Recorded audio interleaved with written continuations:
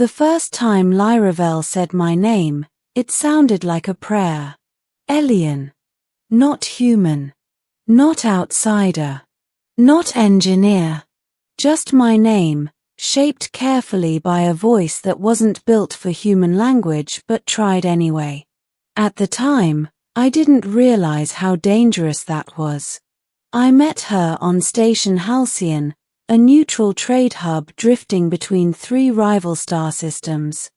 I'd taken a 6-month contract maintaining atmospheric processes, boring, safe work after too many years on frontier colonies where safety was more theory than practice. Lyravel was a delegate of the Aurelian Combine, a species known for elegance, intellect, and emotional restraint so strict that most other races thought them cold. They weren't warriors. They weren't expansionists.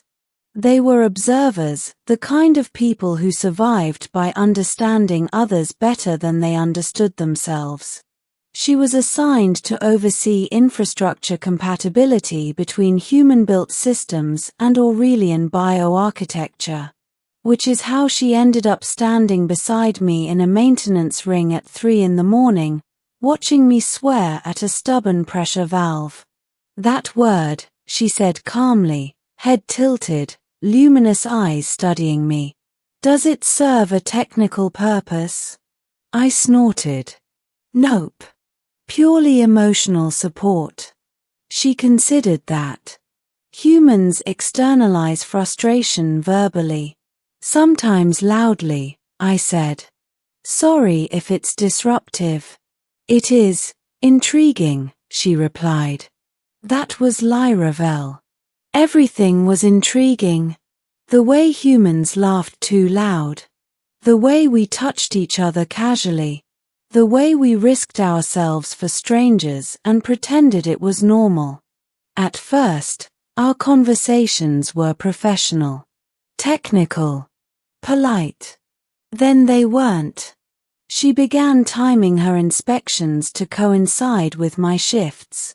I found myself explaining human holidays to her while recalibrating sensors.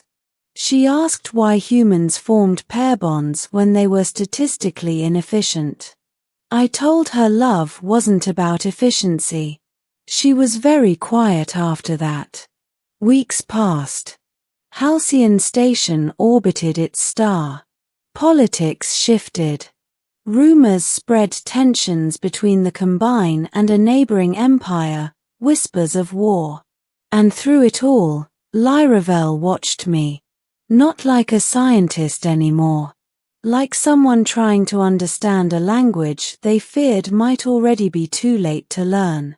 The confession happened on the observation deck. It was artificial night cycle. The stars stretched like scattered diamonds beyond the curved glass. I stood with my hands on the railing, enjoying the rare quiet. She joined me without announcement.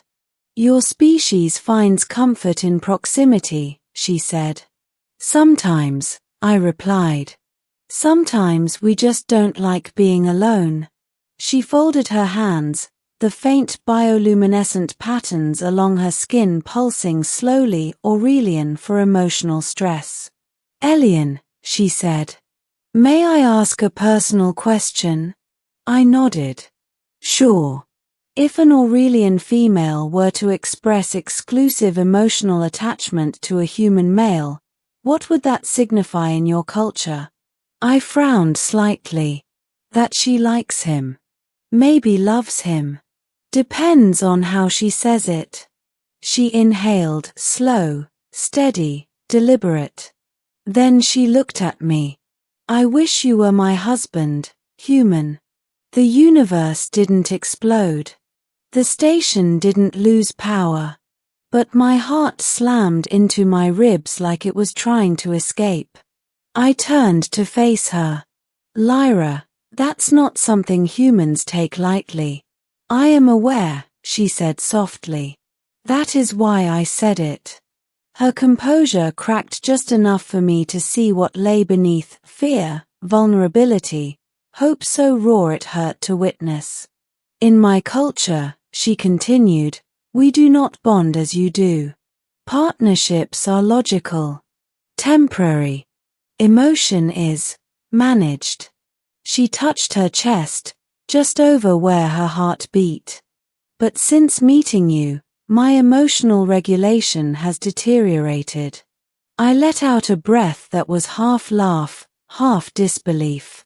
You're telling me you caught feelings? Yes, she said simply. Severe ones. I looked back out at the stars, buying myself time. Lyra, your people wouldn't accept that. Human Aurelian unions aren't recognized. They are not forbidden, she said. Merely inconvenient. I met her gaze again. And what happens when politics decide inconvenience is too high a price? Her eyes dimmed slightly. Then I will be reassigned. Or silenced. Or corrected. That word made my stomach twist. You'd risk that? I asked quietly. She nodded. Because you showed me something my people lack.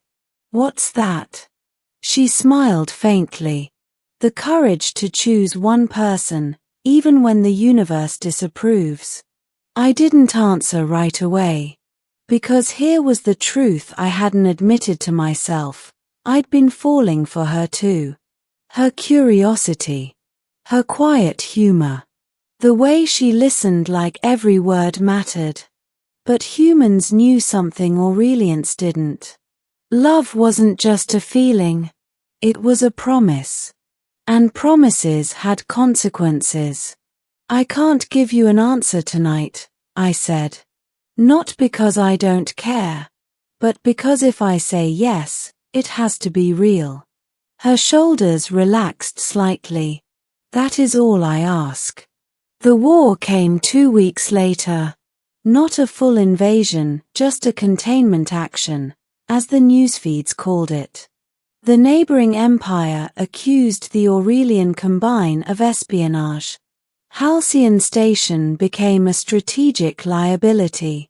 Evacuation orders were issued. Delegates recalled.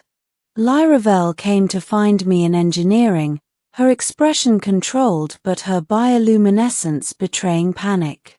I am being ordered to depart immediately, she said. I may not be permitted to return. I wiped grease from my hands. When? 2 hours. I didn't think. I acted. I pulled her into a maintenance corridor, away from cameras and drones.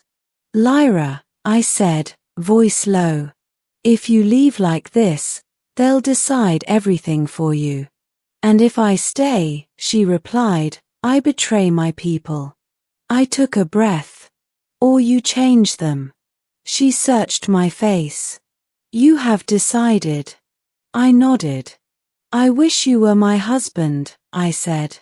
And if we survive what's coming, I want to be yours. Her composure shattered. She pressed her forehead to my chest, trembling. Then hear me, Elian.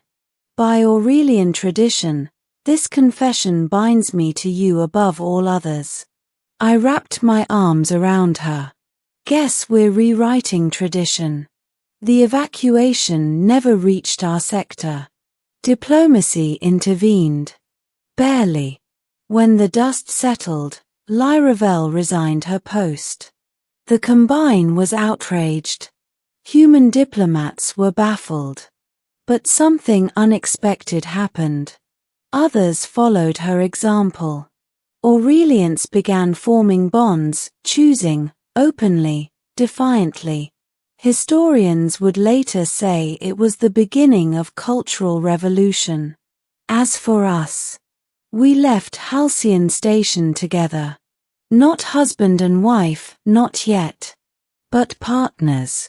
And someday, when the galaxy is ready, I'll hear her say it again. And this time, I'll answer without hesitation.